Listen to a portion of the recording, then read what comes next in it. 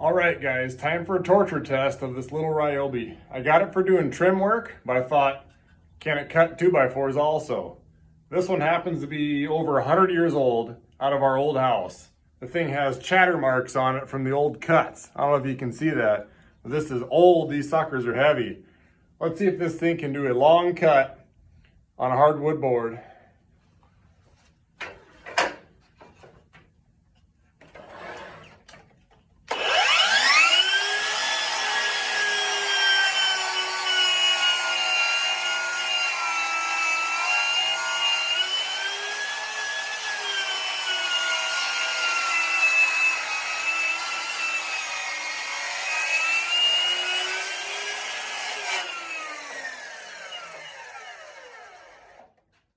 That was not bad at all.